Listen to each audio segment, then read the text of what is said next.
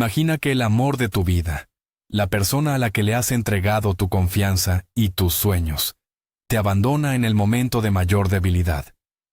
Imagina que lo hace por dinero, susurrándote mentiras mientras te conduce hacia lo que él cree que es tu final. Esta no es una historia sobre la fragilidad, sino sobre la fuerza que nace de la más profunda de las traiciones.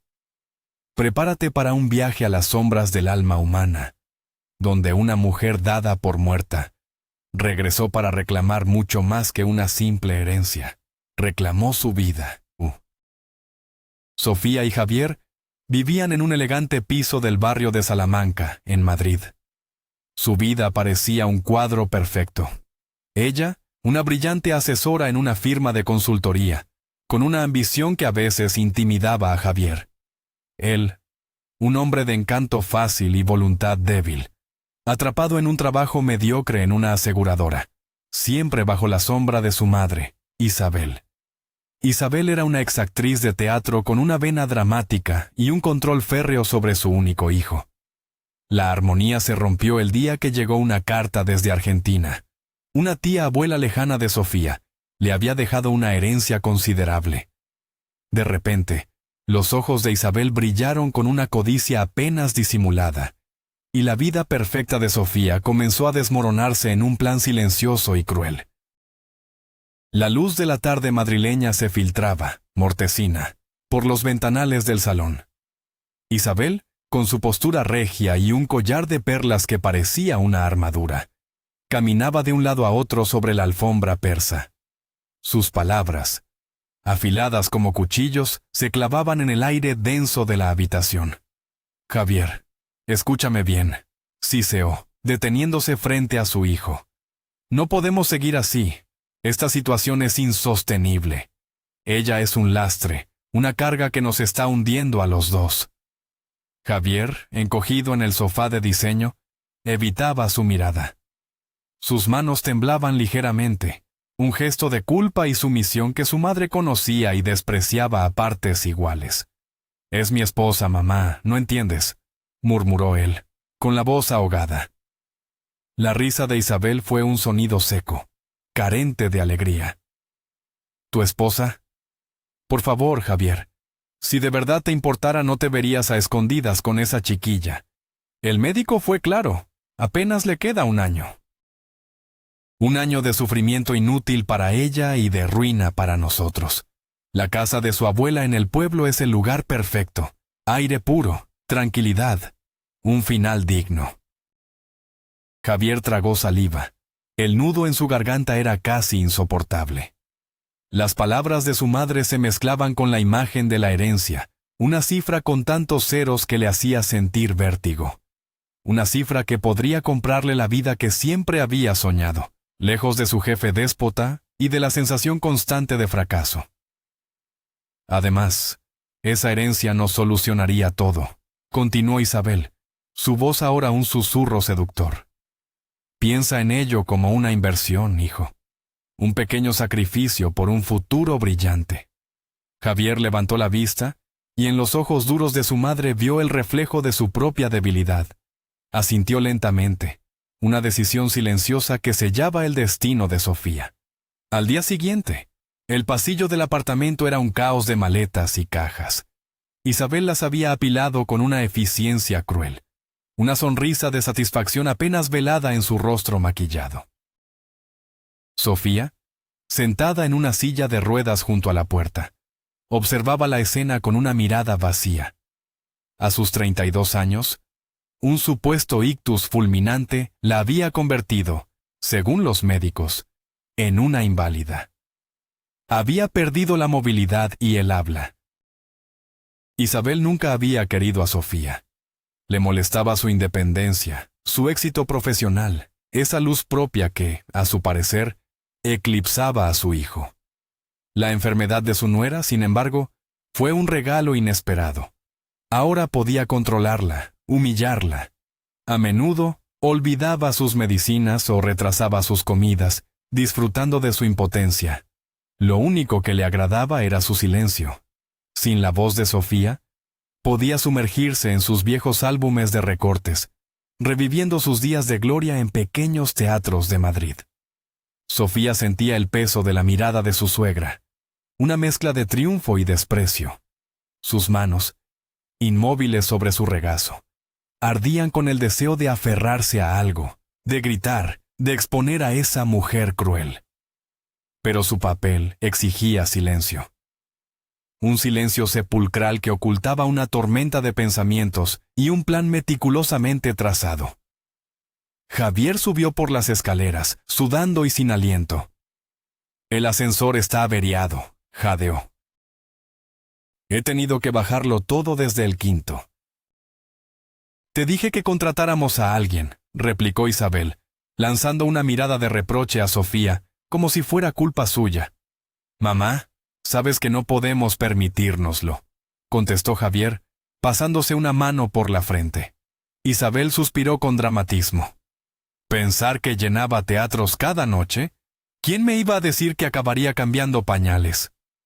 En ese momento, una vecina, Marisa, salió al rellano. Isabel, buenos días. ¿Os vais de viaje? La cara de Isabel se transformó al instante, adoptando una expresión de abnegada tristeza. Marisa, querida, llevamos a Sofía a una clínica de rehabilitación en la sierra. Un tratamiento innovador. Los médicos dicen que podría ayudarla. La vecina asintió con compasión. Eso debe de ser carísimo. Muchísimo, suspiró Isabel. Pero haremos lo que sea por ella, se lo merece. Una vez que la puerta de la vecina se cerró, la máscara cayó. Venga, date prisa, le espetó a su hijo. No quiero que todo el edificio se entere de nuestros asuntos. Javier era el resultado de una crianza asfixiante. Hijo único y tardío de Isabel y un catedrático de Derecho, siempre fue un niño frágil, sobreprotegido. Ahora, con casi 40 años, seguía viviendo bajo el yugo de su madre, incapaz de tomar una decisión por sí mismo. Terminó de cargar el coche casi una hora después. Colocó a Sofía en el asiento trasero con una delicadeza fingida. Plegó la silla de ruedas y la metió en el maletero. Las lágrimas silenciosas de Sofía resbalaban por sus mejillas, pero su mirada era fija, penetrante, buscando en los ojos de su marido un atisbo de duda, de amor. Sofía, por favor, tranquilízate, susurró él sin atreverse a mirarla directamente. Allí estarás mejor. Una vecina cuidará de ti. Le pagaremos, por supuesto. Con tu dinero, claro, añadió Isabel desde la puerta. Javier asintió, avergonzado. Bueno, sí, con tus finanzas. Es que nosotros ahora mismo. Se calló, incapaz de terminar la frase. El rostro de Sofía era una máscara de mármol, pero sus ojos lo juzgaban sin piedad. El coche, un sedán oscuro, se alejó del edificio. Isabel agitó la mano con una sonrisa y entró en casa, directa a sus recuerdos de aplausos y flores. Javier condujo en silencio, sintiendo la mirada de su esposa en el espejo retrovisor, como un hierro al rojo vivo en su nuca. Intentó justificarse. Entiéndelo, Sofía, no tengo otra opción. Mamá ya es mayor, yo trabajo todo el día. No podemos cuidarte como te mereces. En el pueblo de tu abuela, con el aire fresco, te sentirás mejor. Es lo que hubieras querido. Podría haber jurado que ella enarcó una ceja con ironía, pero cuando volvió a mirar, solo vio ese rostro impasible. El viaje fue largo, un descenso hacia la España vaciada. Fuensanta era un pueblo fantasma en el corazón de Castilla, un puñado de casas de piedra, una tienda que abría a desgana y un consultorio médico cerrado desde hacía años. El silencio allí no era paz, era abandono. El coche se detuvo frente a una pequeña casa de piedra con un jardín invadido por la maleza y una valla rota. La casa en sí parecía resistir, pero el avant ono era palpable. El jardín era un mar de hierbas altas y árboles centenarios cuyas ramas arañaban las ventanas. Cerca de la puerta, sobre un banco improvisado con 2 troncos, dormitaba una figura. Mientras Javier sacaba a Sofía y montaba la silla de ruedas, ella no apartaba la vista de aquel bulto. —¡Puri! —gritó Javier. La mujer del banco se incorporó con un gruñido. Era baja, con el pelo corto y revuelto, y el rostro surcado de arrugas y apatía. Un viejo moratón adornaba su pómulo y olía a vino barato y a resignación. Se tambaleó hacia ellos, vestida con una camiseta amarilla con letras en inglés, unos pantalones cortos verdes y unos zapatos de tacón bajo con pedrería gastada. —Ah, señor Javier —balbuceó, tratando de enfocar la vista—. Ha llegado usted pronto. Javier frunció el ceño. —Sofía, esta es Puri. Ella te cuidará a partir de ahora. Puri asintió con la cabeza, casi perdiendo el equilibrio. Si Sofía hubiera podido, habría soltado una carcajada amarga. Javier descargó las maletas, las metió en la casa polvorienta y le dio a Puri un sobre delgado. A juzgar por la mirada de la mujer, el contenido era suficiente para garantizar su silencio, al menos por un tiempo. Luego, se plantó frente a la silla de ruedas. —Bueno, Sofía, no pongas esa cara. Seguro que en el fondo estás contenta. Volver a la casa de tu infancia —dijo, mientras su mirada recorría con aprensión el jardín salvaje. Sofía deseaba gritarle 1000 cosas que la harían feliz, y ninguna de ellas incluía morir en aquel lugar olvidado. Cada una de sus miradas contenía más rabia de la que él podría soportar.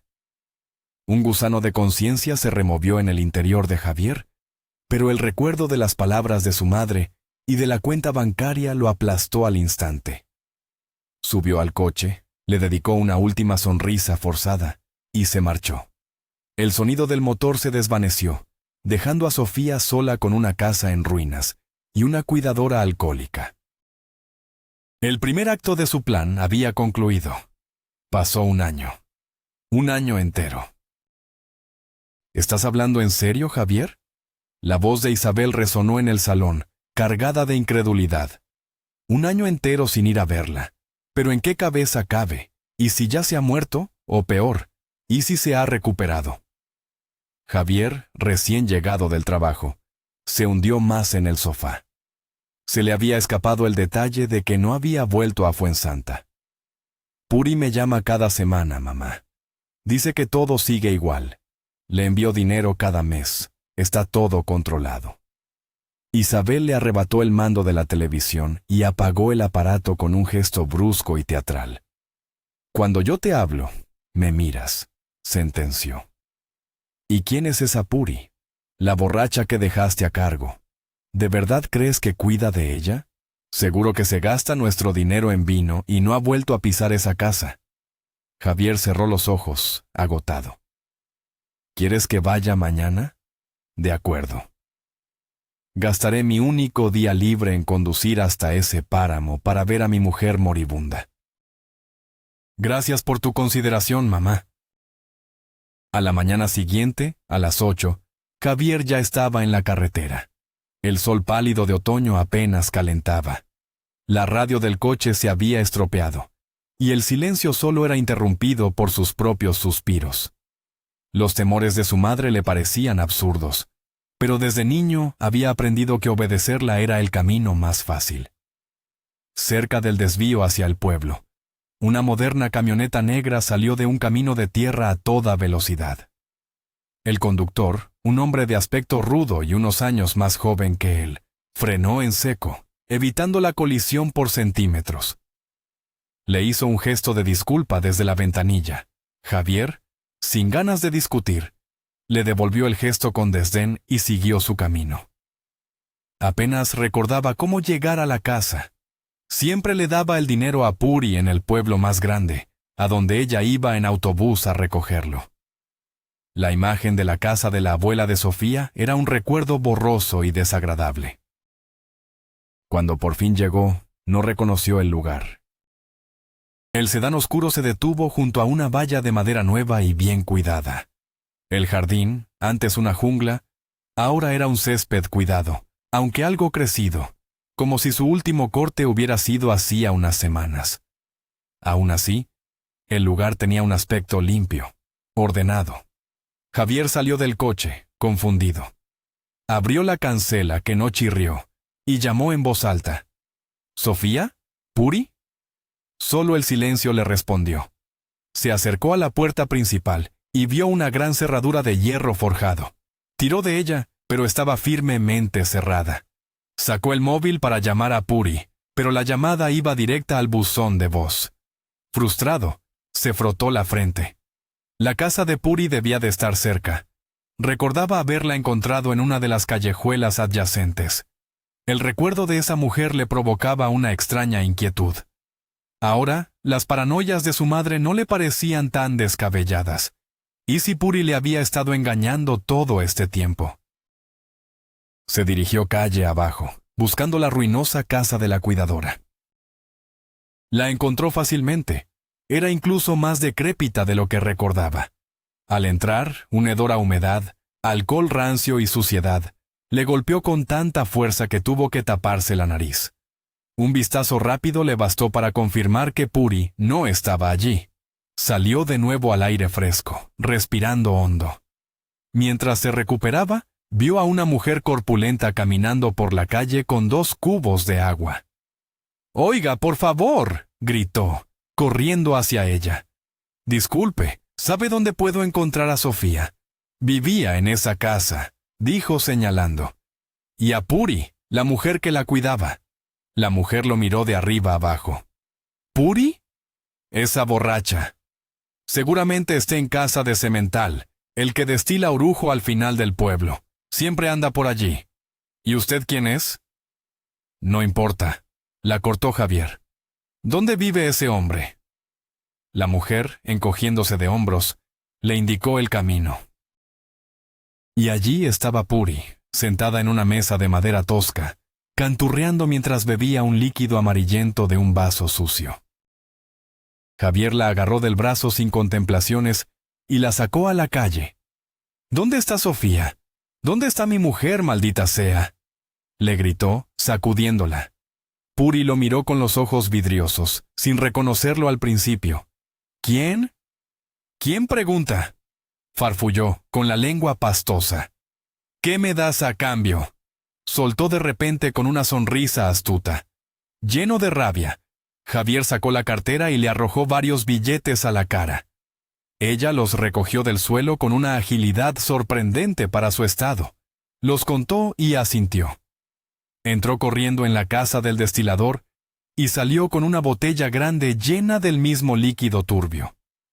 «Sígueme», dijo, y comenzó a caminar, tambaleándose hacia las afueras del pueblo. Javier la siguió, la frustración creciendo en su interior. Caminaron por un sendero polvoriento durante lo que pareció una eternidad. Justo cuando pensaba que la mujer se estaba burlando de él, divisó el tejado de una gran construcción en la distancia. Cuanto más se acercaban, más crecía el asombro de Javier.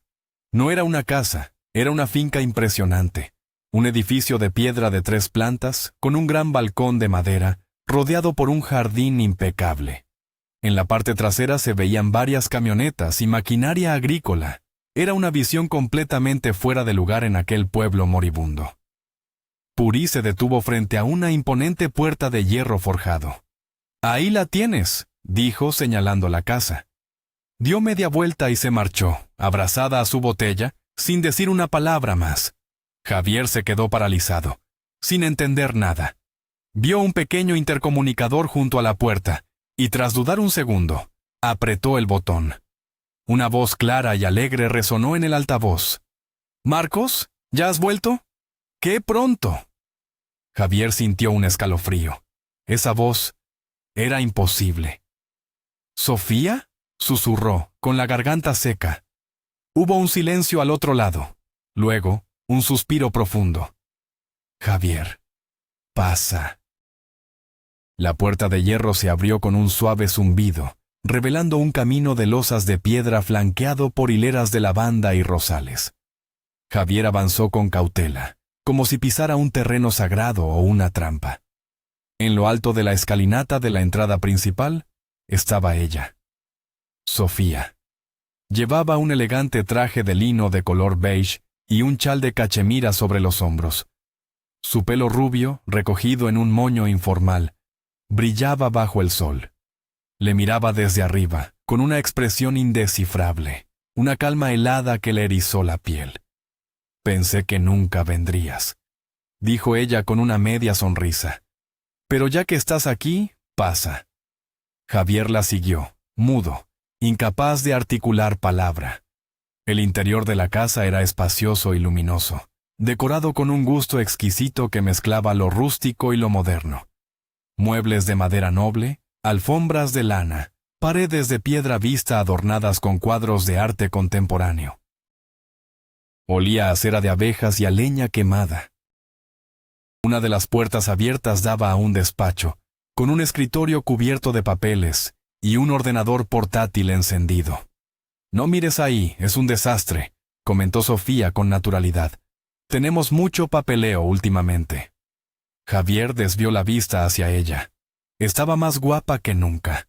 Un rubor saludable coloreaba sus mejillas. Sus labios tenían un brillo sutil y sus ojos, enmarcados por un ligero maquillaje, parecían más grandes, más vivos. La enfermedad no había dejado rastro. Al contrario, parecía haberla rejuvenecido, haberle dado una fuerza que él nunca antes había visto.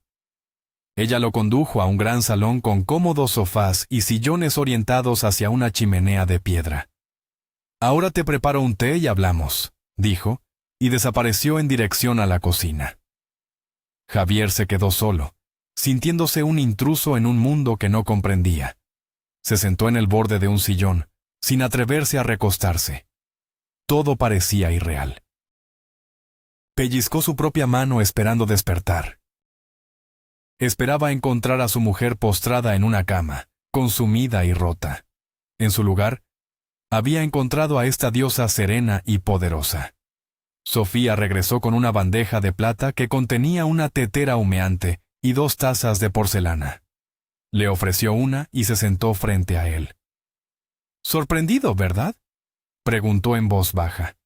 Él solo pudo asentir. «Yo también me sorprendí», continuó ella, su voz adquiriendo un filo de acero. «Nunca esperé que el hombre que amaba me llevara a morir a un rincón perdido para quedarse con mi dinero». Yo pensaba», balbuceó él. «Ahórrate las excusas, Javier», le interrumpió ella. «Sé perfectamente lo que pensabas. Lo sé todo. El problema es que eres muy malo guardando secretos. Todo empezó por la herencia, claro. Cuando llegó la notificación de Argentina, vi la codicia en los ojos de tu madre. Pero lo que vi en los tuyos fue peor. Vi debilidad, y eso me hizo dudar». Javier sostenía la taza caliente, sin sentir el calor, su mirada fija en el rostro de su esposa. «¿Recuerdas a mi amiga Laura?», preguntó Sofía. «La abogada, la que siempre te cayó mal». Javier asintió vagamente. «Hace 1 año y medio cenamos juntas. Le enseñé la carta del notario. Ella fue la primera en advertirme». La escena se materializó en la mente de Sofía. Estaban en un restaurante de moda, una cena de trabajo que se había alargado. Laura, siempre elegante y directa, leía el documento con el ceño fruncido. «¿Quién es esta Ana María Rivas?». «Mi tía abuela», explicó Sofía. «Hermana de mi abuelo. Emigró a Buenos Aires en los 50. Se casó con un terrateniente de allí. La última vez que la vi fue en el funeral de mi padre. Me ofreció irme con ella». «¿Y por qué demonios no lo hiciste?», preguntó Laura sin levantar la vista del papel. «¿Dejar a Javier?», respondió Sofía como si fuera la pregunta más absurda del mundo. «Su madre, su trabajo, mi vida está aquí». Laura suspiró, negando con la cabeza. «Eres incorregible, Sofía». Cambiar una vida en Argentina por un hombre que ni siquiera sabe atarse los zapatos sin el permiso de su madre. Sofía ignoró el comentario sarcástico de su amiga. Sabía que Laura nunca había aprobado su matrimonio. «Tu Javier vendería a su propia madre por un fajo de billetes», sentenció Laura. «Y la herencia parece sustanciosa. Un porcentaje de una estancia ganadera, además de una suma considerable. Ni se te ocurra decirles nada. O te adularán hasta quitarte el último céntimo, o buscarán una forma más rápida de acceder al dinero. Sofía golpeó la mesa, ofendida. No hables así de mi familia. Javier y yo nos queremos. Esa misma noche, llevada por la emoción, se lo contó todo a Javier y a Isabel. Nunca los había visto tan felices. Isabel descorchó una botella de champán caro que guardaba para ocasiones especiales.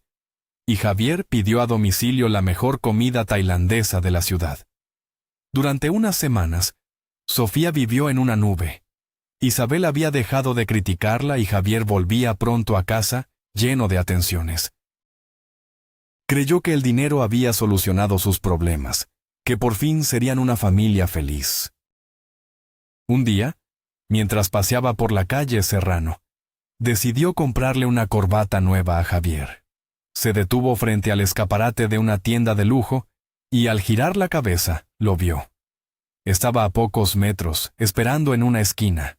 Iba a llamarlo, pero entonces vio a una chica mucho más joven que él acercarse. Javier la rodeó con el brazo y la besó en los labios. Un beso largo y apasionado. Sofía sintió como si le hubieran dado un puñetazo en el estómago. Se apoyó contra el cristal, sin aliento, viendo cómo la pareja se alejaba riendo. No montó una escena. Volvió a casa en silencio. Se metió en la cama y fingió dormir mientras el mundo que había construido se hacía añicos en su cabeza. A la mañana siguiente, pidió el día libre y acudió a una pequeña agencia de detectives, en una calle discreta del centro. Un hombrecillo con gafas le explicó sus tarifas.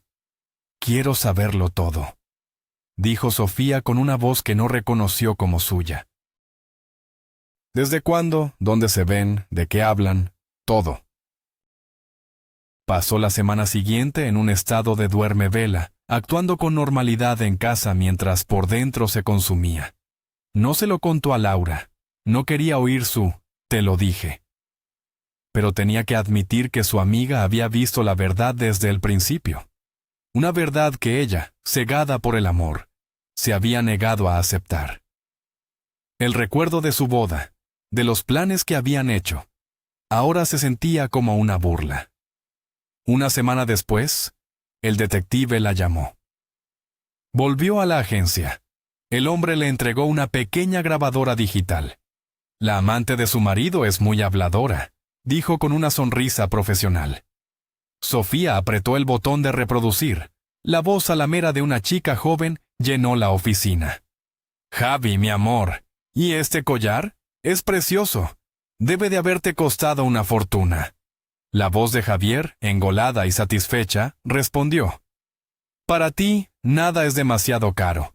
En cuanto ponga en marcha mi propio negocio, te cubriré de diamantes».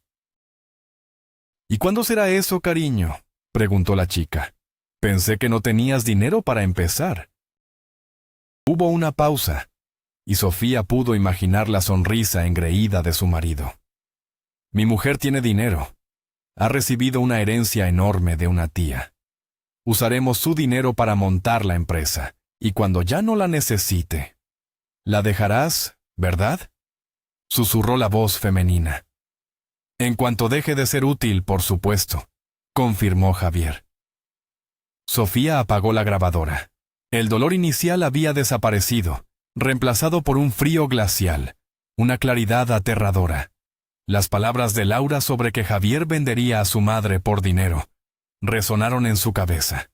Y en ese instante, en esa oficina polvorienta, nació un plan. Un plan arriesgado y terrible, pero que le devolvería el control de su vida. Su rostro se endureció, adquiriendo una expresión tan fiera que el detective retrocedió instintivamente. Nunca había visto tanto hielo en la mirada de nadie. El plan estaba en marcha. Laura encontró un viejo médico, amigo de su padre, dispuesto a firmar un diagnóstico falso a cambio de una generosa donación a su fundación.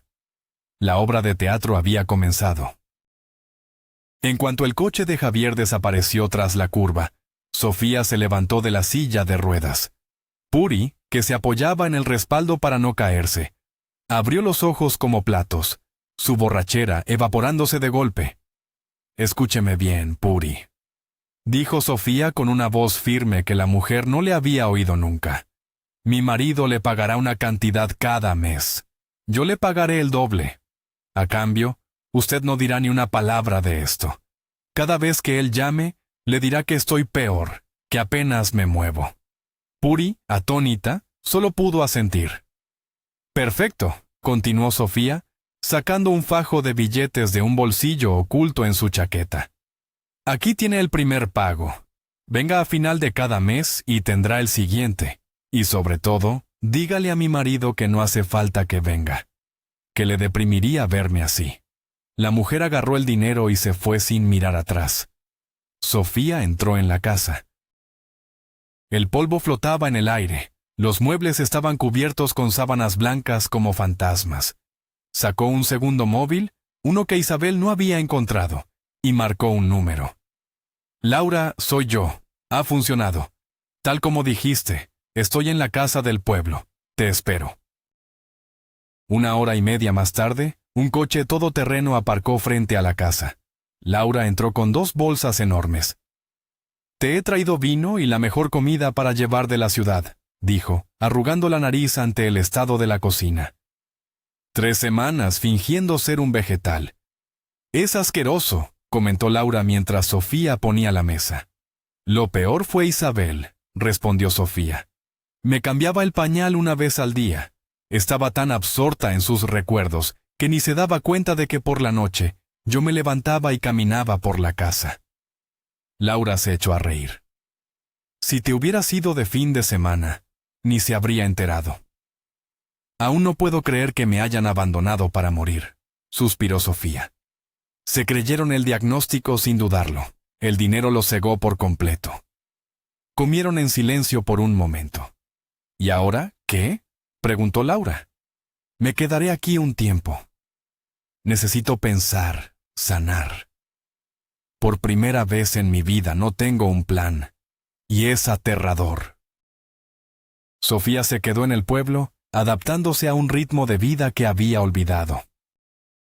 Durante el primer mes, se dedicó a limpiar y reparar la casa de su abuela, un trabajo físico que le ayudaba a no pensar. Después, empezó a explorar el pueblo, a hablar con los pocos ancianos que quedaban.